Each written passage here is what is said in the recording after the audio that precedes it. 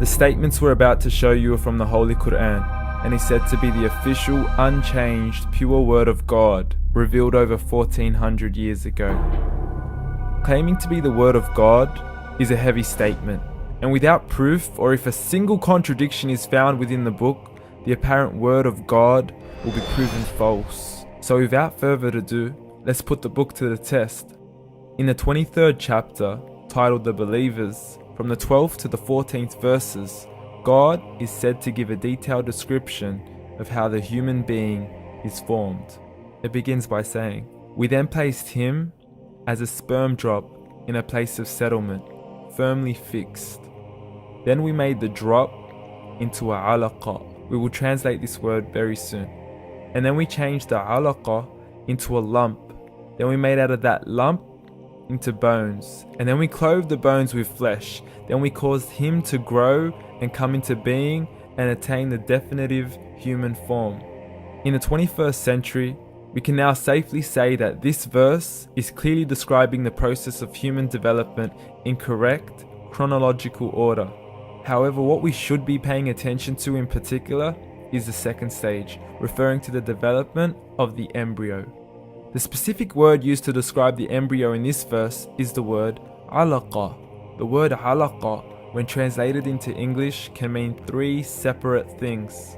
Firstly, a blood clot, or to be suspended, that is to be hanging or clinging to something, or thirdly and finally, a leech. Now, all three definitions don't come anywhere near what we perceive to be the human embryo. So, why are these words used, and what significance do they share with the human embryo? Can the embryo be described as a blood clot? Well, what do you think? In the 3rd week of embryonic development, a tubular heart joins with the blood vessels to form a primordial cardiovascular system, and by the end of the 3rd week, the blood is circulating and the heart begins to beat on day 21. The first thing that comes to mind in regards to being suspended or hanging is the umbilical cord.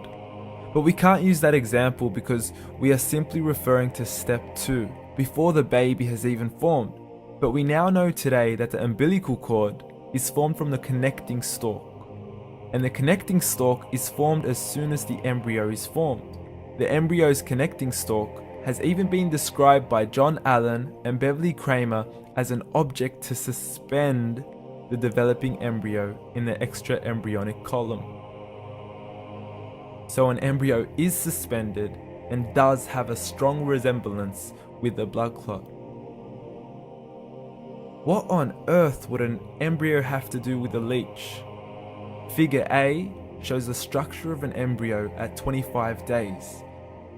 Figure B shows a leech. Now please note once again that the embryo in this stage is no greater than the size of a kernel of wheat.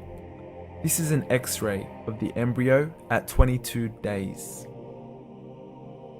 This is the internal structure of a leech. It's mind-blowing stuff, but you still haven't seen anything yet. This is the head of the embryo at 22 days. The detail you are seeing right now is absolutely impossible to be seen with the human eye and can only be seen with a microscope. This is the back end of a leech. There's no other words used to describe this other than mind-blowing. The pictures we have shown you are impossible to be seen with the human eye or even to be predicted by the human mind. Once again, the verses we have shown you were revealed over 1400 years ago to a man who couldn't read nor write. Are these the words of God? Descriptions of the human embryo in the Quran cannot be based on scientific knowledge in the 7th century. The only reasonable conclusion is that these descriptions were revealed to Muhammad from God, from God, from God, from God, from God.